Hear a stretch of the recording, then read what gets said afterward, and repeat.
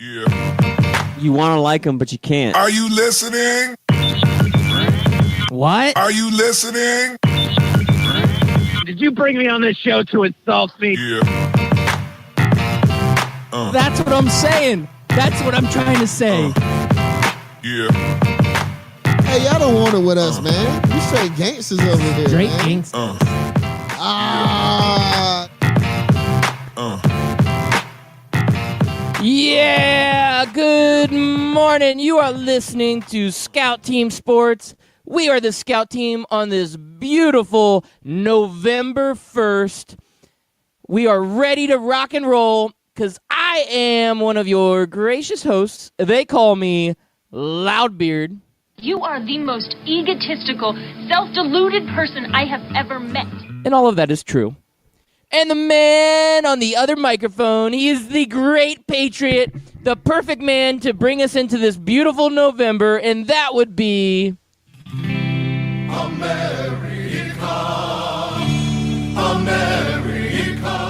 Yeah, it's your boy coming to you live this Thursday morning, November the 1st. And what a night it was last night. Had a little bit of a late night last night, Loudbeard. Came down with a little bit of a cold yesterday as well. So if I sound stuffy, I apologize.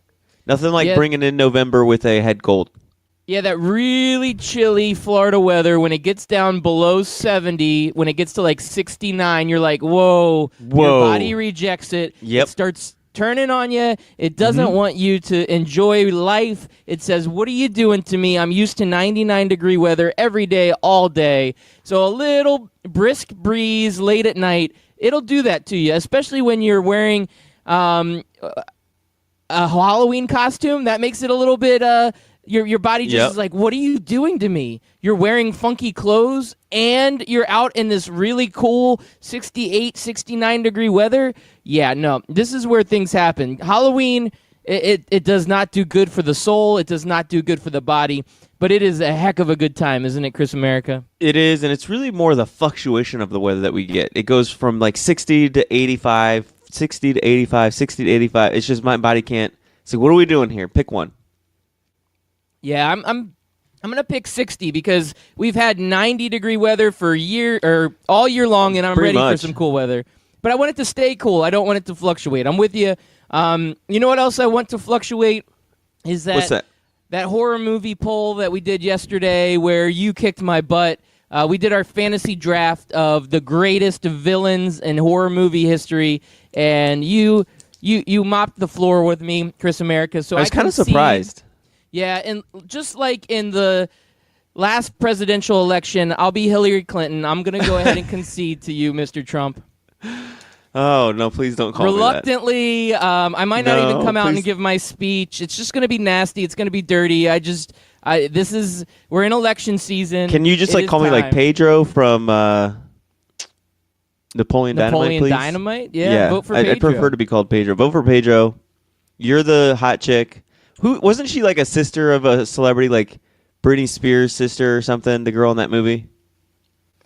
Could have been. I have no know. idea. You're pulling into information that I haven't seen Napoleon Dynamite in a very long time. I don't even remember what year it came out, but I feel like it was at least 12 years ago. 12, maybe more. Maybe 15? I feel like it was 2002. Yeah, and when it came out, I saw it. I probably saw it 2 or 3 times at that time, but not any time since then. So yeah, I couldn't give you who the sister of one of the actresses is. Right. I wish I could. Maybe it was Jessica Simpson's sister. It could. No, I don't think it was her. Yeah. Well, let's talk about things that we do know. And what we know is Maryland is one of the most bizarre stories we've heard in a while. So they decide to reinstate him. The Board of Regents does. I've actually educated myself since yesterday morning, Loudbeard. We both admitted that we didn't really know much about what was going on or what the investigation saw. I still don't know what the investigation turned out. Still haven't read all 973 pages, whatever it is. But what I do know now is that they decided to reinstate him. The Board of Regents did. And so the president, who admitted fault on the university and apologized to the parents and gave one of the most moving press conferences I've ever seen when there's been a negligent death and the president or the head of the organization comes forward and says, yep, we did it. It was our fault, and I feel bad, and I don't know what to do with these parents, and we need to do better. You don't normally see that. So he decided to either retire, or the Board of Regents said, you're fired, but we'll let you retire just because, we'll let you keep your dignity. And then what pursued yesterday is what is supposed to happen in America. When something is wrong, we're not supposed to just defend it and say we need to win football games and we need to rally around our coach. No, the student body, the governor, everybody surrounding Maryland said this is not right. And so the president, acting against the Board of Regents, said, you know what, I'm the president. I'm going to do what I want. They can fire me if they want. This is not right. And so he goes ahead and fires DJ Durkin. What is your take on all of this, Loudbeard? I think that the world came together and made this right. Sometimes in life this happens. We see this in sports. A lot of times the initial mistake that is made gets fixed. And it doesn't always, but I look back at maybe the Ray Rice situation. And Ray Rice on video seen just straight up punching his wife. And after the public outcry, he ends up never playing again in the NFL. And they were going to give him a 2-game suspension for this at first. And eventually the public wins, right? So this is the same case in Maryland. You sit there and you see what's happening, and everybody looks at it, and I think they're looking at it thinking to themselves, wow, this is not right. And I said it yesterday, it doesn't pass the smell test. It doesn't pass the field test. It doesn't pass the sight test. None of it seemed right. And what happens is people say, you know what? We're not going to stand for this. We're going to go protest at the University of Maryland. We're going to show the support for this family because this family right now is hurting. They're hurting in a way that most people will never realize and most people will never understand, but their pain needs to be acknowledged by the university. Their pain, their suffering needs to not go unnoticed. And the people spoke, the world came together, and the outcry, it hit the president of the University of Maryland. From what I had seen, the little bit that I had looked at and was able to research, it looked like there was a lot of pressure on that president to just kind of sweep this thing under the rug and let him move forward with it. And I think his conscience finally caught up to him, and he said, you know what, I need my job, I need this, but it's not worth it. And he did. He came out. He did the right thing. He fires DJ Durkin. He announces that he'll be retiring at the end of the year. He said, you know what? I'm out. I'm done. I don't want to deal with this anymore. I'm not going to be involved with this, but I am going to go out the way it should have been done initially, and that is firing the head coach and making sure that there is some sort of accountability for actions. There is some sort of accountability for the loss of a young man's life. And that is what the president of the University of Maryland did. And yes, the world is gotten right in this situation. And a lot of times this public pressure helps make the right decisions for these schools, for these teams, for these people in positions of power to make the right decision. Sometimes they need to hear the voice of the people. And that's what happened, and I love it. Yeah, and you can kind of sense just by the way things went down, what the atmosphere, what the power structure is in at the University of Maryland, and how much I don't understand why DJ Durkin has this kind of power. When we talk about Urban Meyer, we admit disgustingly and kind of know that Urban Meyer wins football games, he wins championships, and that's why he has the power that he has, whether we like it or not. But with DJ Durkin, he's 10-15. He's not a proven coach at all. He wasn't really done anything for the University of Maryland. And Matt Canada, the interim coach, has been doing a fantastic job. They're 5-3. They beat a top 10, top 15, whatever they are now, Texas team at the beginning of the year. And I don't understand it. And good for the president. I wish I knew his name. I think it's like Delahoe or Deloe or something like that. But good on him to just say, you know what, this isn't worth it to me. I have higher morals and standards than this, and I don't need this president's job. Yes, it's a prestigious job. It's probably a very high-paying job, comes with a lot of perks, and he says, I'm out. I think he knows he can go get a job somewhere else. He can go, even if it takes him a little while, he can go be president at another school at another day. But I wouldn't. I would be just the same like him. I couldn't live with myself knowing that we partook in a child's death. Maybe not me personally, maybe not the university personally, but a bunch of people on that football staff took part in it, and we just want to sweep that under the rug. No, I'm good. I'm out. And then what? I'm gonna throw a grenade as I'm on my way out, and I'm gonna fire your coach anyways. Yeah, that was the right move. His name is Wallace Lowe, and he is a very honorable man, and I think after all of this is said and done, he's going to come out looking good, and everybody else at the University of Maryland's going to look bad. This is a blemish that isn't going to go away very quickly. It's a blemish that is just something that's going to mar the University of Maryland's football program and the university as a whole for a very long time. And when we look back at some of these universities that have had these issues in the past, not necessarily just this specific issue, but just big-time issues like a team like Baylor, these things don't go away. Baylor still has a stigma from what happened years ago. And did you hear what the punishment? Did you hear what the punishment was from the Big 12 this week? No, I did not. Oh, they hit him hard. They hit him right deep in the pockets, right where it was just a crippling $2 million fine. Wow, that's crippling. Yeah, they could probably sign a contract with like Penn State next year and get $2 million to go play Penn State in College Station, or not College Station, but Happy Valley. Yeah, sometimes these penalties are just, I don't know. I feel like it's just publicity to say, "Hey, look at this penalty. This is what I did," and I don't know, man. It's going to continue, honestly. Like the Big Ten. I hate to admit it, and I don't want to group everybody in the same. I mean, there's 14 really good universities there, but y'all have a problem, and it needs to be fixed from the top. If these schools continue to sweep stuff under the rug and get away with scandal after scandal after scandal, then schools are just going to continue to do it because there's no consequence for it. Yeah, there is no consequence, and if there is a consequence, it's such a slap on the wrist. It's not even anything of any significance. And then they come back and say, "Look, no, we accepted our fate, and here's this little, tiny, small, punitive punishment, and we're going to take that, and we're going to take it like a man." And then they act like, "Oh yeah, we're better for it." No, you need a real punishment, and nobody's willing to step up and do that because we're talking about billions of dollars through these universities and through college football programs and through the NCAA that nobody wants to mess with the money in their own pockets, so nobody's willing to step up and make these tough decisions, and that's where things just go awry. And it's just a mess with college football. It always has been and always will be. It just doesn't seem like it's getting any better. Yep, and what's also a mess with college football, we'll move on from that to, we didn't even talk about it yesterday. I honestly didn't even want to talk about it, was the college football playoff rankings. I just don't know what to do with it anymore, Loudbeard, other than just to ignore it, not pay attention to it, because it just takes away so much from what these kids, these athletes are doing on the field.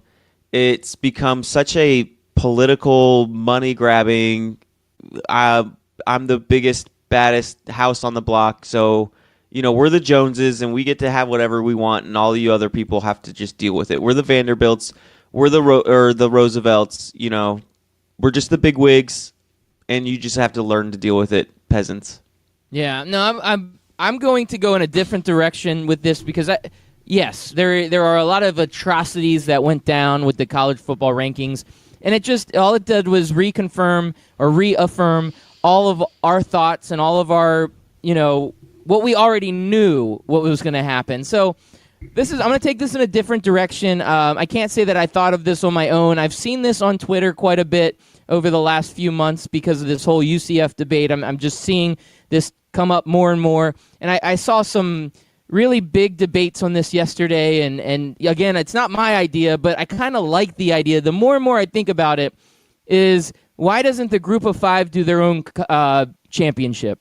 You know what? If you're going to be told because you're not in the Power Five as a group of five, no matter how good you play, no matter how well you do in the season, it doesn't matter. Why do you want to conform to those rules? Why don't the five conferences and the group of five get together and just say, that's it, we're not going to be a part of the ESPN Invitational. We are going to do our own. And you know what will happen if they do their own? they will get new TV deals, they will get new money, and they will get to be able to say that the best team is the champion without having to say, hey, let's get a room full of guys that are athletic directors at Power 5 conferences and have them get together and vote on which Power 5 teams they think are the best. If there's a group of 5 team in there, then maybe they'll get a couple votes, but not really, because they're all Power 5 guys that are making these decisions, and it's all based off of the money that they can make for their schools and the money they can make for their conferences, and the group of 5 is basically on the outside looking in and not even giving any sort of opportunity. And we talk a lot about UCF, but here's another one that really stuck out to me. The University of Houston.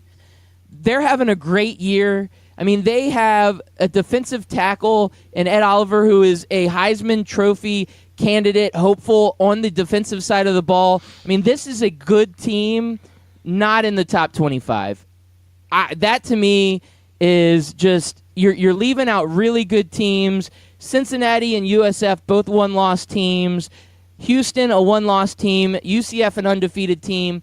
Oh, because they're all in the American, they are not even going to get the respect or the credit that they deserve.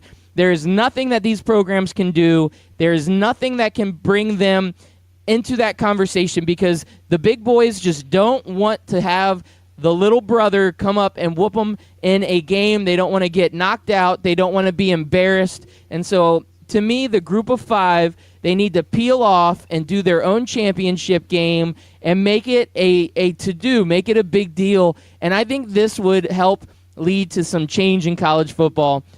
What are your thoughts? I like the idea. I just don't know if the execution will come off like the Power or the group of 5 would want. I don't know if they would trust each other to get the TV contracts and stuff for people to watch. Right now, I think they get around $84-85 million for their share in the college football playoff, and that's sort of how the Power 5 got the group of 5 to go along with their CFP scam.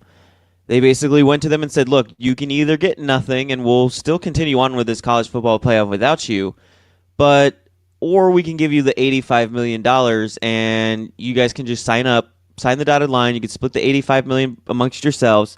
And 90% of the group of 5, and let's face it, 90% of the Power 5 will never, ever, ever, ever, ever get into the college football playoff. And 90%, I'm being generous. And so what are you supposed to do if you're a team that's never going to get to the playoff? You don't care. You don't care what the rules are. You don't care how you get in, how you don't get in, who's a part of it. You just see that there's money involved and you get to have it for free. Guess what, Iowa State?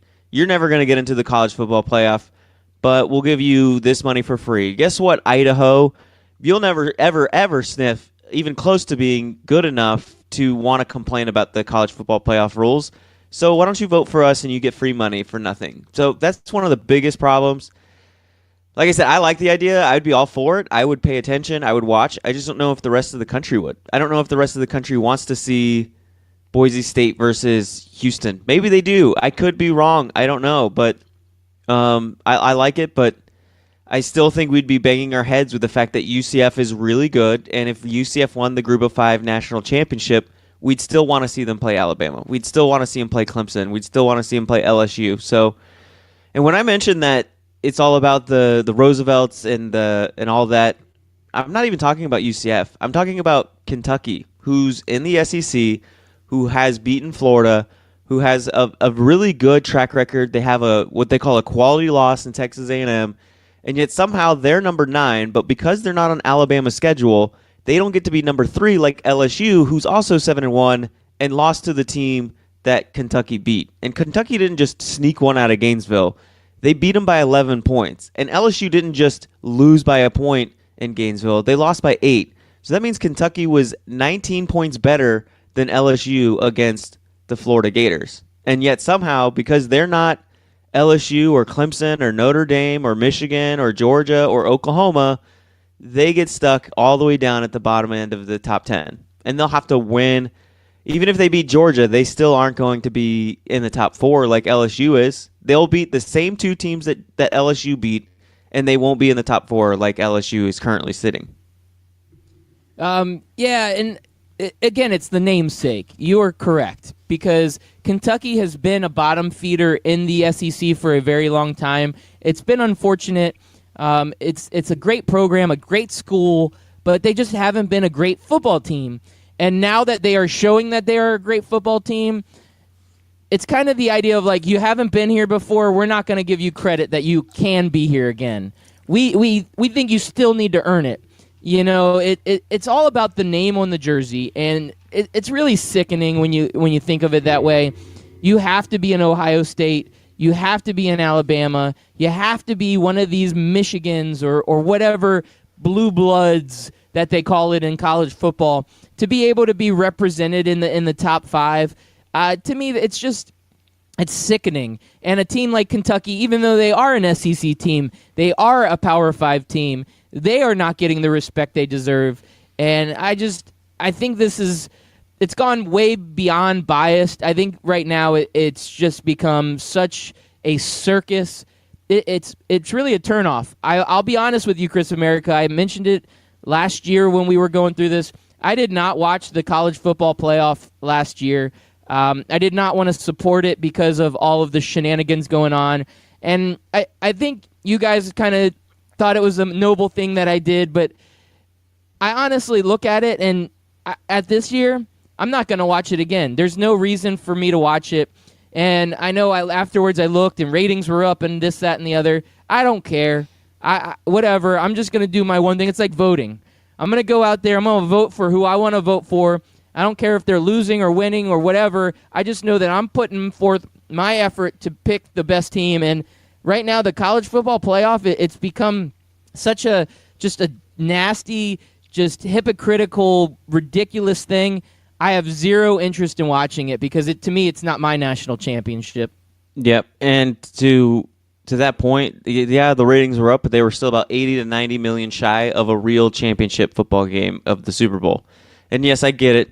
The Super Bowl is the NFL. It's always bigger, but you have to ask, why is the NFL so much more popular than college football? If college football is the greatest thing on earth since sliced bread, why are college football fans, and really just elitist college football fans, the only ones who like it?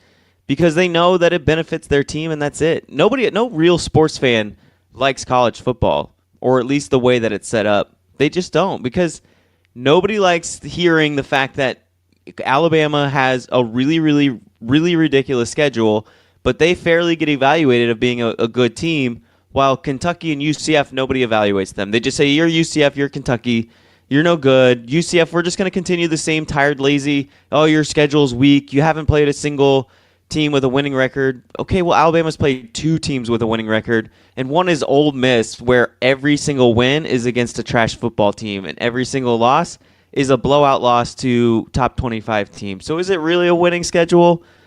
No.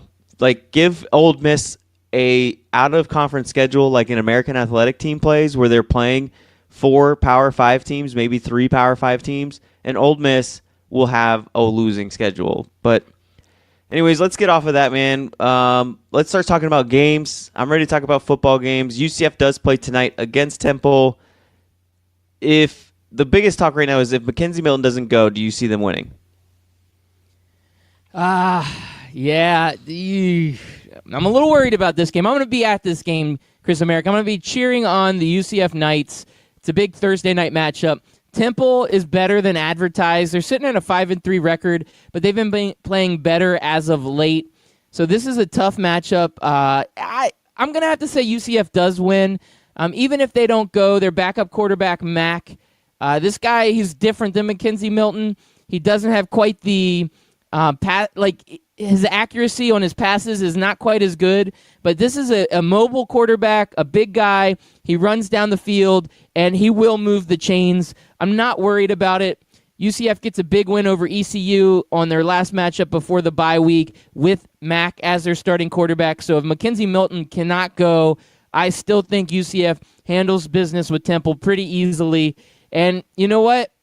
I think there's a little bit of motivation out there for UCF. I think the team is motivated after getting disrespected in the CFP polls, in the college football playoff rankings, they have that chip on their shoulder, and they play better when they have that chip on their shoulder. It's like when they went up against Auburn in the Peach Bowl last year, when everybody told them they couldn't, when all the big Power 5 conference fans said, no way you can stand up to this big, mighty Auburn.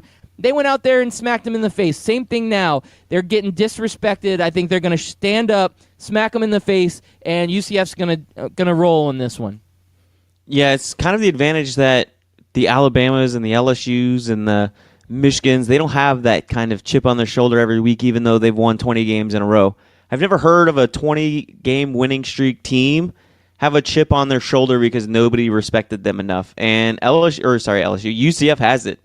They have it, and I agree with you. I think they're going to use it to their advantage. If that's one things that I love about this UCF football team is their drive, their passion, their love for the game, the fact that they have this "we don't care about what you think about me" attitude. I'm going to do me anyways. So I love it, man. I'm ready to see them play tonight, and I agree with you. I think with or without Mackenzie Milton, they do well, and I just hope Mackenzie Milton's there so they can continue leading UCF to the top 5 offense, so the Golden Ghost has to shave his head. Yes, and for all of our listeners, if you did not hear the bet earlier in the year, Chris America, before the season even started, he said to the Golden Ghost, our other co-host that's on part-time, who sometimes shows up, he sometimes haunts the show, but he says to the Golden Ghost, he says, UCF's a top 5 offense. And as Anthony Mack, the Golden Ghost, laughed in Chris America's face, Chris America said, I'll put something on it. Let's do shaved head bet. So now Anthony Mack and Chris America both going for the shaved head bet against that creepy Golden Ghost. Yep, and I can't wait to see what Anthony Mack looks like with a bald head. I know he's gonna look interesting.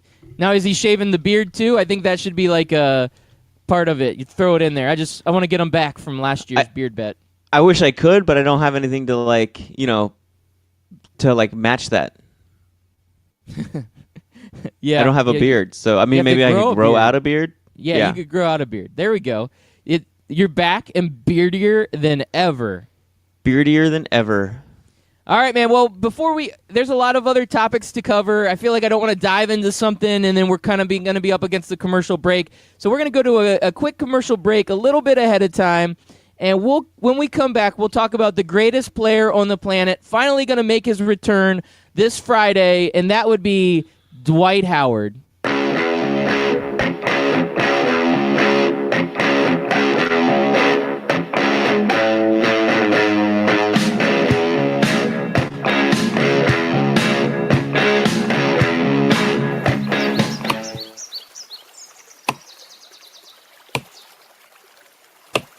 When I'm working hard, I build up a thirst for sports. That's when I grab a cold 12-ounce sports radio.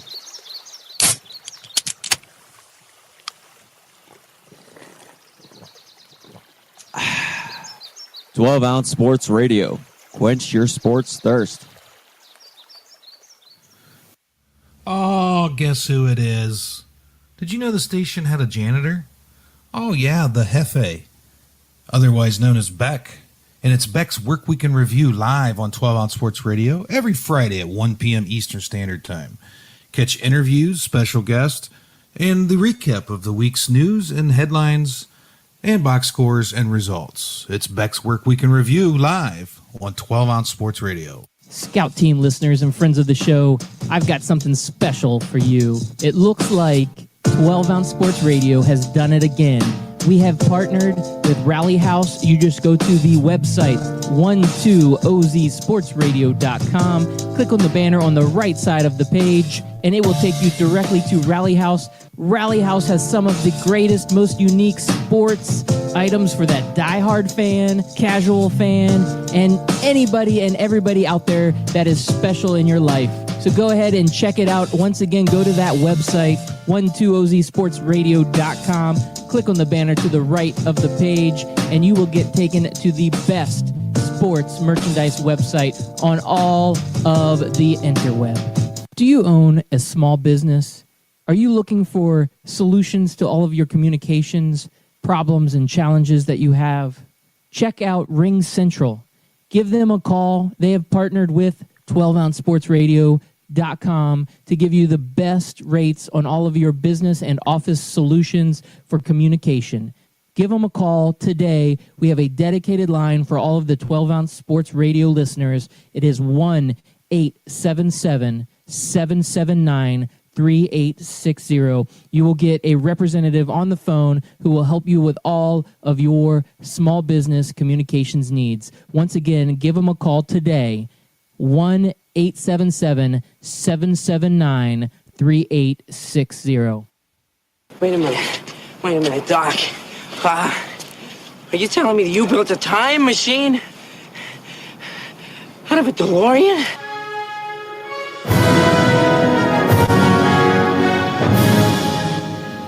Yes, Loudbeard, we are back, and we're going to go back in time real fast for this Time Travel Thursday. We have been complaining all season long about rankings, about strength of schedule, about who plays who. And I want to go back to the olden days, to 1986, when college football schedules were college football schedules, when men were men and 80s weren't making schedules with loser mentality.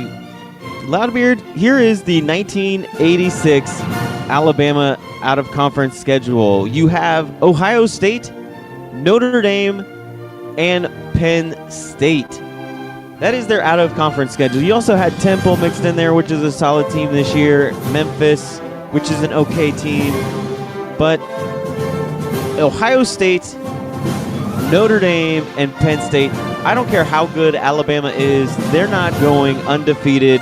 They would also have to go at Florida and LSU and Auburn. I don't think they're going undefeated. Do you think so, Loudbeard, with that schedule? Absolutely not. That truly is a grind, if you ask me. But it really grinds my gears. It wasn't just Alabama doing that. It was also Michigan. Michigan was at Notre Dame. They played Oregon State, which isn't a good team at all this year, but it's still a Power 5 team. And then they had Florida State come to town. Another solid schedule. And then, to top it all off, they finished the season at Hawaii. When was the last time you heard of a Power 5 team going to a school like Hawaii to play them? I think the last one was Miami when they played at App State a few years ago. Yeah, I'd like to go to Hawaii. Yeah, me too. And then I'll leave you with this, Loudbeard. We can go back to 2018. But the Ohio State Buckeyes, they also had a manly man schedule.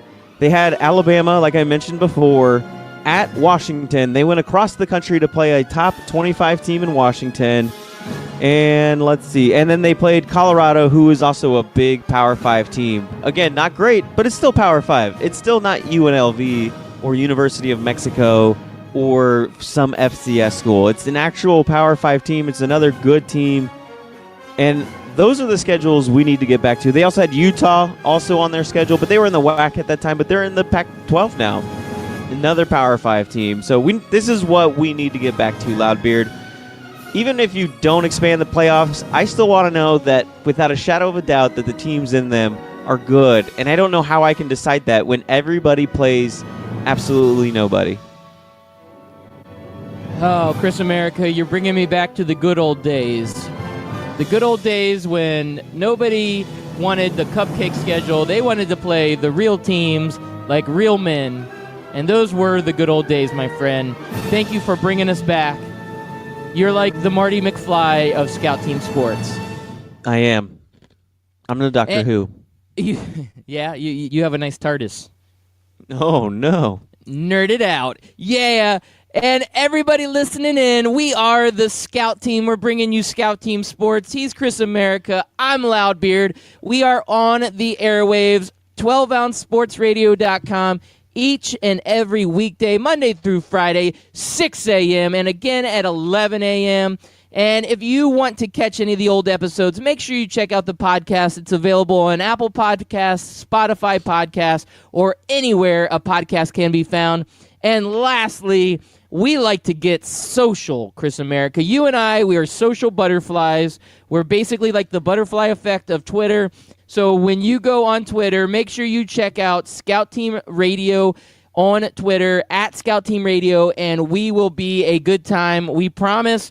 Also available at Scout Team Radio on Facebook and Instagram. We're not as social there. Really check us out on Twitter. That's where we get interactive. That's where we interact with our with all of our listeners and fans out there in the Twitter sphere. So with all that being said, Chris America, with that all being put into a tiny little nutshell, I just want to say that I'm really proud of the Boston Red Sox and them winning a World Series. And I'm really proud of all the Boston fans who have gotten to the point where they have won so many championships between the Patriots and the Red Sox and the Celtics over the years that when they go for a parade, they want to celebrate in style. So they're like, let's take our beers and let's throw them at the players, at the trophy, at the coaches, at the players' families, at the reporters, and let's have a good time. And if I'm a player right now, I'm thinking, what kind of crappy fans do we have that just sit here and throw beer at us the entire time? Like beer cans. I saw a report that there was a reporter that was like, hey man, I got bruises all up and down my body from those mini Fireball bottles. So apparently the Fireball bottles and beer bottles were all just being flung around at the Boston Red Sox parade. So they're not even really celebrating. The trophy itself got damaged from a beer can being thrown at it. So their World Series trophy gets basically, the flags get ripped off the top because a beer can hits it direct hit while they're doing the parade route. I mean, I'm disappointed in Boston fans, but I'm proud that they've shown America that they don't deserve any more championships. What do you think, Chris America? It feels like all of the losers of Twitter that you see got out from behind their keyboards and went to a parade, and this is how they act when they're among other people in society. I don't know what it is about sports that makes a 2018 civilized people turn into just cavemen. I don't understand how we just revert back to thousands of years ago of just, hey, let's start throwing things and let's throw beer and let's light bottles on fire and throw them. That sounds like a fantastic idea. This is why we can't have nice things, Loudbeard. No, we can't have nice things. The city of Boston can't have nice things. Right now, I'm really feeling like they're not deserving of that team that they had this year. The Boston Red Sox put forth a historical effort. They were out there winning games, winning championships, basically putting on a show each and every night for the fans of Boston. And for their recognition, they get a bunch of hooligans going out there thinking that it's a great idea to just, like you said, act like cavemen. And as a sports fan, I've seen the underbelly. I've seen the Twitter world where you get to hear everybody tell you their opinion and how much better their opinion is than yours, and how if you don't like their opinion, they will come through the computer and kick your butt. Well, guess what? Those are the same people, like you mentioned, are out there on the parade route that, hey, I'm tougher than you. Look at me. I can throw a beer can at Mookie Betts. Isn't this cool, guys? No, it is not let me cool. light this bottle on fire. Yeah, that's just ridiculous. And they were saying that several people were getting injured, including the family members of the players. Like, imagine having your wife and kid out there, and you're like, this is the greatest moment of your life. You get to finally get to the pinnacle of your sport that you have played your entire life, and you want to celebrate it safely with your family, and you're thinking that all of the fans are out there celebrating it with you, and then all of a sudden you guys are dodging just debris being thrown at you, and you're trying to be out there and still wave and be friendly, but you're kind of head on a swivel. Okay, who's going to throw something now? You're like, is it going to be a D battery that gets thrown at me? Is it going to be a full beer? Is it going to be, who knows what it's going to be? Is it going to be a grenade? I don't know, because these fans are absolutely redonkulous, and we don't know what to do, and it just takes the air out of the sails. It takes the wind out of the sails, I should say. It just, I can't even explain it in words how just barbaric this is and how awful this is. And I hope the Red Sox, or I hope the city of Boston doesn't win another championship for 20 years after the way they acted. I mean, what was their baseball, thing? It was 100 years or something, 90 years, whatever it was. Yeah, let's go back to that. Yeah, they need that. We do. We need to set a record for how many years Boston fans are not winning championships. No more for Tom Brady. More for Kyrie Irving. No more for Mookie Betts and JD Martinez. It's done. Boston, you're out. We've basically, as a society, we're now kicking you out. Let's at least evolve past like the Gilded Age or something, okay? Let's get beyond that mentally, and then maybe we'll think about giving you another championship. But you know what? Unfortunately, we don't get to decide that in baseball. They actually have to earn it on the field. The team is allowed to actually play baseball, beat other teams on the field, and then they get to win a championship. That's how that works in every other sport. But we digress. What else you got on the got on the board? Just a couple little baseball nuggets here, just to keep our fans and our listeners in the know. It does look like David Price has decided to stay in with his contract. He loves Boston. He loves winning World Series, so he's going to stick around. He opts into his contract. Clayton Kershaw, he's a different story. The Dodgers don't win the World Series, and he's sitting there thinking, what am I going to do? So he talks to the Dodgers, and he extends the deadline for his opt-out clause, and he decides that he's going to make his decision on Friday. So we may see Clayton Kershaw in a different jersey next year. It'll be kind of fun to see where this guy goes. I have a lot of respect for him. One of the best pitchers in Major League Baseball over the years. And lastly, Manny Machado. He was kind of that hired gun brought over from the Orioles this year to help the Dodgers win a World Series. But he had a lot of baggage, a lot of trouble. And he sends kind of a cryptic Instagram post saying, "Thank you, Dodgers, for everything that you've done." And he kind of does a little send-way saying, "Hey, you know what? Thank you for the time." Basically saying, "I'm out of here, guys." Yeah, back to David Price. I think he had a really tough decision. I think he said, even though Boston fans threw a bunch of fireballs and beer bottles at me, I'm going to look at my contract. Oh, look, 3 more years, $96 million owed to me. This is so tough. I'll take one for the team. I'll go ahead and opt into this contract where I have 3 years, $96 million left. Yeah, that you know what? Sometimes these guys, you don't understand how difficult it is, Chris America, to be a sports athlete in the world today with all this money just being thrown around. It's so hard. You're like, do I get $96 million from you guys, or do I get $96 million from you? Well, let me just keep my $96 million. I don't think at 34, David Price was going to get $96 million over the next 3 years from any other team. Yeah, you're probably right. Go for it, David Price. Take your money and run. Yes, right, take one for the team, guy. I've got one big NBA story. I got a few NBA stories, but one bigger than all the rest, and that is our good friend over at the Minnesota Timberwolves, Derrick Rose. This guy has had the most ups and downs in a career that I think I've ever seen in my life. He comes out, he's the number 1 draft pick for Chicago. He has MVP seasons where he's winning MVPs over LeBron James. People are putting him in the conversation, is Derrick Rose the best player in the NBA? And then he has knee injuries, and then he just never quite comes back. Last night, Jimmy Butler sits, and Jimmy Butler is still upset about his trade demands. He's saying he needs rest days, but he could sit out numerous games. So that kind of opens the door for another player to step up. And Derrick Rose steps up in a way that it just kind of brought you back to that MVP season. Derrick Rose goes out there, gets 50 points in a big win for the Timberwolves, kind of flashes and shows what he has left in the tank. And afterwards, he just leaves the court in tears. You could just feel the emotions coming from him. You could tell that this meant a lot to him. And I don't know if this means that Derrick Rose is back. I don't know what this means, but I know that for a guy that had been down for so many years, a lot of people said Derrick Rose was done. A lot of people said he should retire. A lot of people said he should give up the game of basketball.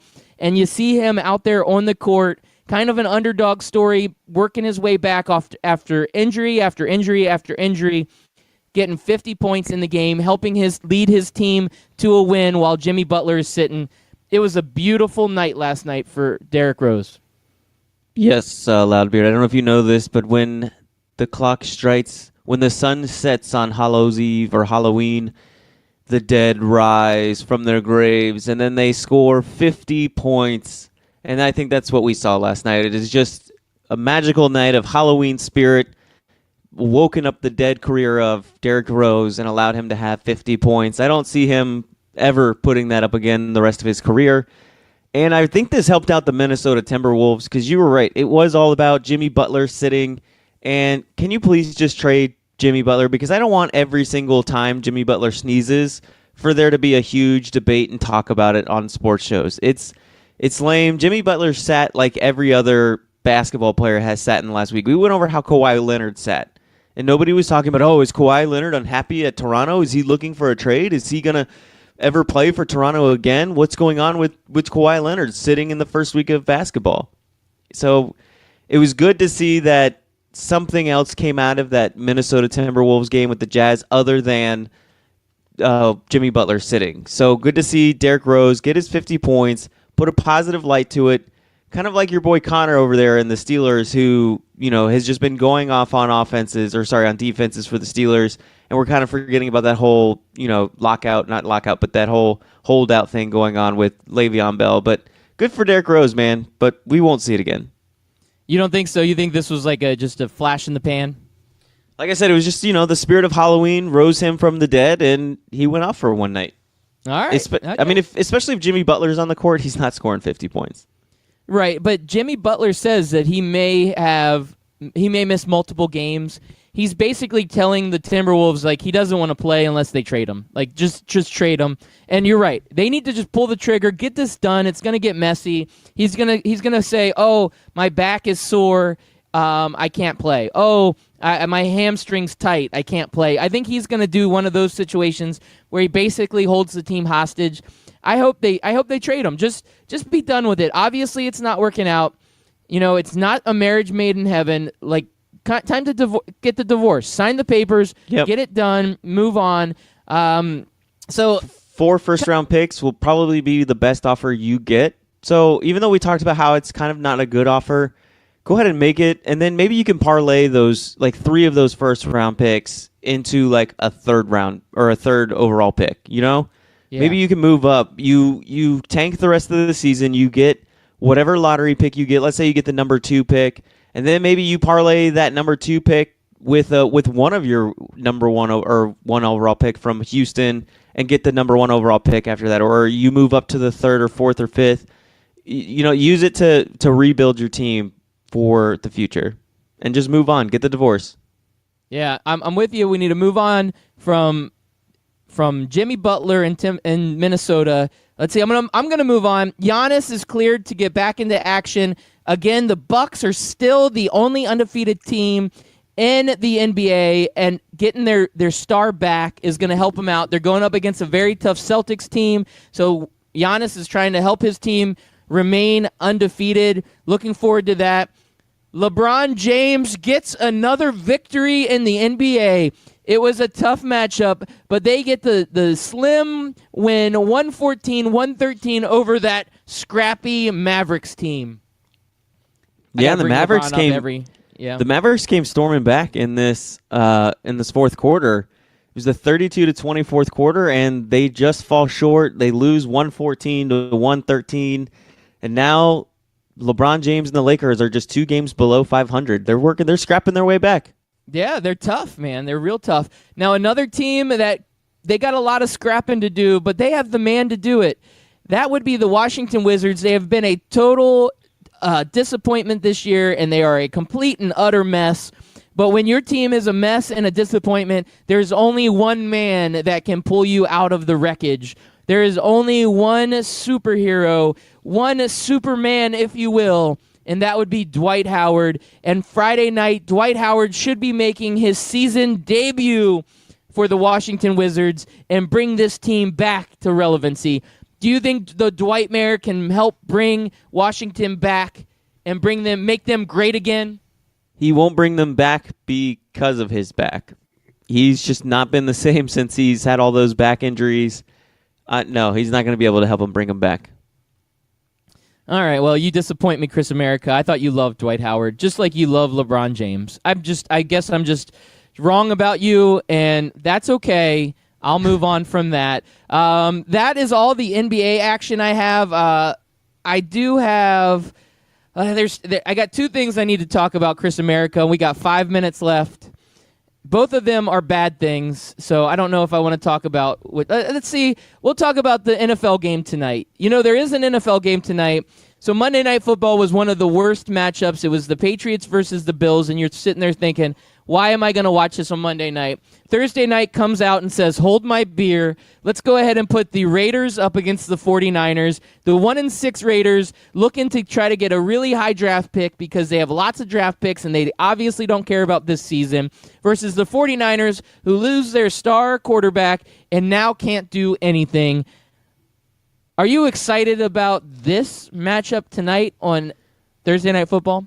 I don't know if excited's the word, but it has a sneaky goodness to it. Neither one of these teams, I think, are god-awful where you're just pulling your hair out. They all show some flashes of being a top team, but for whatever reason, they're just not. Whether it's the injuries for the 49ers or it's the fact that you just brought back a coach that nobody else really wanted. I mean, people talked about bringing him back, and he's been gone for 9 years, but you decided to throw $100 million at him anyways, even though he ran his last franchise into the ground. So I'm kind of hoping to see maybe these defenses will be a little bit too bad to stop these offenses, and maybe we could see like a little bit of a shootout. Kind of like when you watch MAC teams go at it. Yeah, they're bad teams, but they're so bad that they look good when they play each other. Okay. I like your twist on that. That's actually a good twist because I am looking forward to it because I kind of feel like the winner of this team is kind of conceding to the other team like, okay, we're willing to win a couple, and you can have the first round draft pick. You can have the number 1 pick in the draft. We'll go ahead and take the second or third, maybe the fourth. Buffalo's sitting in there in this conversation also. Arizona definitely doesn't want to be left out of this conversation.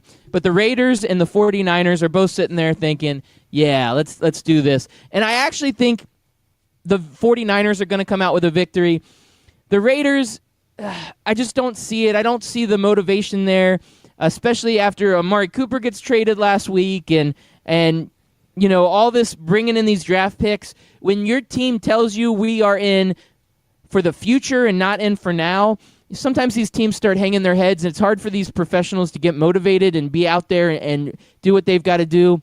And then on the flip side, C.J. Beathard over for the 49ers, he's had some serviceable games. It looks like he's starting to catch his stride, filling in pretty nicely for Jimmy Garoppolo. And I think that the 49ers are going to come out and put a whooping on the Raiders. Now, this is just, let's just say, a gut feeling. It is not by any means going to be something where I say, hey, go out and bet your mortgage on this game, because I don't think I would be comfortable betting 10 cents on this game.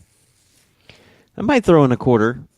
Oh, look I might at you. do that. Yeah, I'm ballsy like that. I run with scissors. You do. You are a scissor runner. Okay, well, the last thing I do want to mention, and this will probably be the last nugget of information for our show, and I had this set up for yesterday, and I didn't really get a chance to get to it because we had a lot of other stuff to cover. But I just wanted to mention how great it is to be a Cleveland Cavaliers fan. It's a great time to be a Cleveland Cavaliers fan. Number one, they get a huge win against Atlanta the other night. I just want to say, Cleveland, you got your first win. It's not going to be your 0-82 season like you wanted. So let's go ahead and compliment a team that really, they deserve it. They beat Atlanta, who is basically the other Cleveland Cavaliers of the NBA. So Cleveland, you're not going to have that winless season that you had hoped for, but great job there. Other good news, the NBA decided, as a little bit of a pity, because LeBron James left and they know that Cleveland is basically now going to be a dumpster fire for a lot of years, that they have awarded Cleveland the 2022 All-Star Game. There you go, Cleveland. Let's throw you a bone. We know you're not going to be good. We know you're not going to have any players actually play in the All-Star Game. But in 2022, we're going to throw you a bone and let you host it. It kind of seems a little forced, doesn't it? Yeah, a little bit. But, they got to play it somewhere, right? They got to play it somewhere. Might as well be somewhere that needs a little bit of excitement in their town. Hopefully by then, the Cleveland Browns are rocking it, and Mayfield is an MVP, hopefully by then. Well, I can't say that I am confident that any of these things will happen because nothing good happens in Cleveland. If Mayfield's an MVP, it will probably be for another team, but that will be a story for another day. Now, Kyle Korver, It's rumored he's the star of the Cavs. Household name, by the way.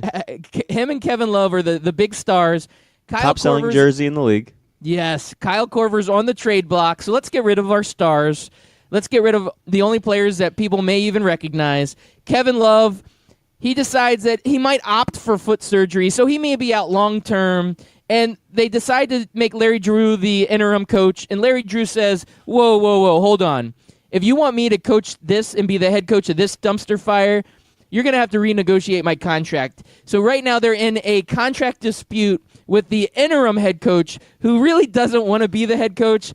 But if he is, they better pay him more money because he's not going to do this crappy job for the money that they're trying to pay him as an assistant coach. So right now, Cleveland, the Cavaliers, I don't know what else to say, but this has got to be the worst franchise in the history of the NBA.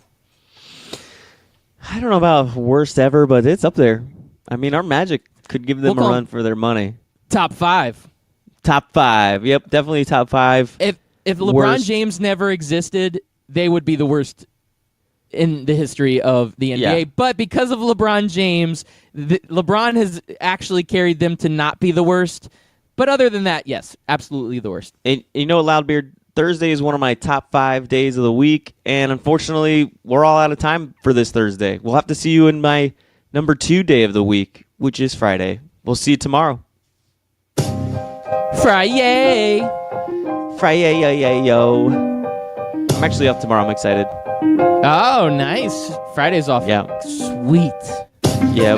Except for I don't get to sleep in. Yeah, get the kids up. Gotta get the kids up. Do this awesome show we do. That too.